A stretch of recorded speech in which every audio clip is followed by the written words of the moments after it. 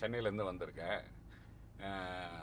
இந்த வண்டி இன்னோவாவில் நான் எடுத்துகிட்டு வந்து விடும்போது ஒன்றும் லோவாக இருக்கும், எதுவுமே எஃபெக்டே இல்லாமல் இருந்தது.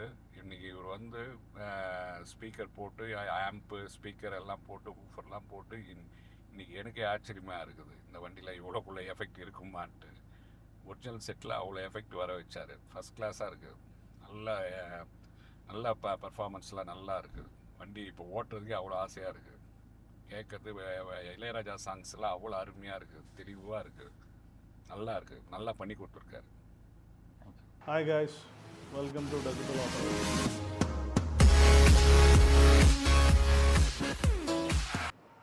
இன்றைக்கி நமக்கு வந்து கிறிஸ்டா வந்திருக்கு.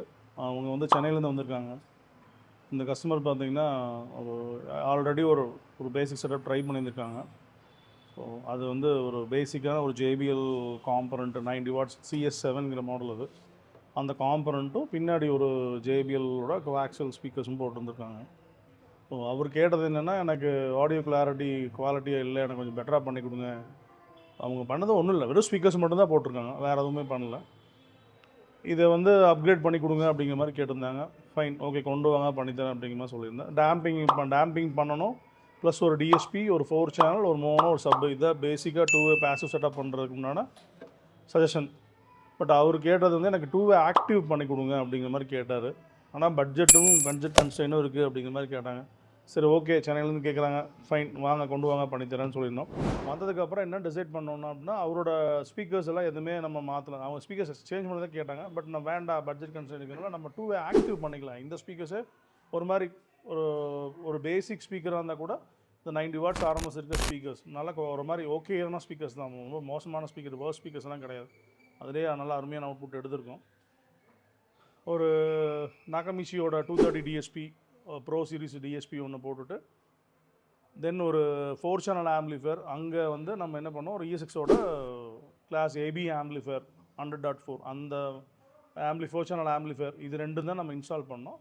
பட் நம்ம நார்மலாக ஒரு மோனோ, ஒரு சப்பு அப்படி போடும்போது இன்னும் பட்ஜெட் ஜாஸ்தி ஆகுது, இது கொஞ்சம் கம்மி பண்ணுங்க அப்படிங்கிற மாதிரி கேட்டாங்க. ஃபைன், அதுக்கான சொல்யூஷன் நம்மகிட்ட எப்போவுமே இருக்குது. வெக்ஸ்ட்ரானோட ஒரு ஆக்டிவ் ஊஃபர். அது ஃபஸ்ட்டு இனிஷியலாக காமிச்சோம், பட் அவர் கொஞ்சம் எனக்கு ஸ்பேஸ் ப்ராப்ளம் இருக்குது, அடைக்கிறங்கிற மாதிரி சொல்லிட்டு இருந்தார். இப்போ இப்படி போனோம்னா நீங்கள் மோனோ ஆம்பு, சப்பு, சைட் பாக்ஸ் இதெல்லாம் பண்ணும்போது இன்னும் காஸ்ட்லி ஏறும் அப்படின்னு சொல்லி புரிய வச்சதுனால, ஓகே ஃபைன், நான் கொஞ்சம் காம்ப்ரமைஸ் பண்ணிக்கிறேன் அப்படின்ட்டு. பட் ஆல்ரெடி ஒரு ஸ்லிம் ஊஃபர் தான், அது ரொம்ப பெரிய ஊஃபர்லாம் கிடையாது, ஸ்லிம் ஊஃபர் தான். பட் அகலமாக இருக்கிறதுனால கொஞ்சம் மேபி ஸ்பேஸ் அடைக்குமோ வேணுமோ அப்படிங்கிற மாதிரி கன்ஸ்ட்ரெயின்ட் இருந்துச்சு. இன்னொரு விஷயம் என்னென்னா, அதில் அவங்க கிரில் எதுவும் சப்ளை பண்ண மாட்டாங்க, ஓப்பன் சப்பாக தான் இருக்கும். ஸோ நம்ம அவர் என்ன கேட்டோன்னா, நான் லக்கேஜ் நிறைய வைப்பேன், எனக்கு கொஞ்சம் அதை ப்ரொடெக்ஷன் பண்ணி கொடுங்க. ஓகே ஃபைன், நம்ம எப்போவுமே அது கிரில் போட்டு தருவோம். ஸோ அதனால் கிரில்லோட தான் சார் வரும், அதனால் நீங்கள் ஒன்றும் அது ஃப்ரீயாக தான் கொடுக்குறேன், நீங்கள் ஒன்றும் கவலைப்படாதீங்க அப்படின்னு சொல்லி ஒரு கிரில் மாட்டி, அப்போ ஓகே, அவர் ஓகே சாட்டிஸ்ஃபை ஆகிட்டார். ஃபைன், ஓகே, இதை வச்சு ப்ரொசீட் பண்ணிக்கிட்டேன். பண்ணி ஒரு 2-வே ஆக்டிவ் செட்டப் பண்ணி ப்ராப்பராக டியூன் பண்ணி கொடுத்தோம். அவர் நல்லா ஹாப்பி ஆகிட்டார். ஏன்னா அங்கேருந்து நான் இங்கே வந்தேன், எனக்கு 100% சாட்டிஸ்ஃபை ஆகிருக்கு, அது நல்லா வேலை, நீங்கள் நல்லா ஹெல்ப் பண்ணீங்க, தேங்க்யூ அப்படிங்கிற மாதிரி ஒரு ரிவ்யூவும் கொடுத்துருக்காரு.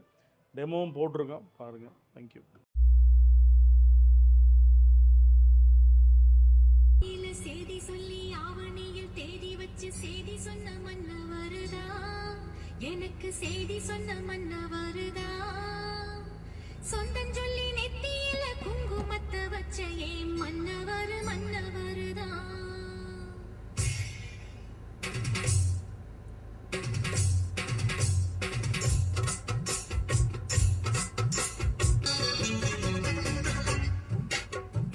ஆடியில செய்தி சொல்லி ஆவணியில் தேடி வச்சு செய்தி சொன்ன மன்ன வருதா, எனக்கு செய்தி சொன்ன மன்ன வருதா, சொந்தம் சொல்லி நெத்தியில குங்குமத்தை வச்ச ஏன் மன்னவர் மன்னவருதா, அழகு மன்னவர் மன்னவருதா.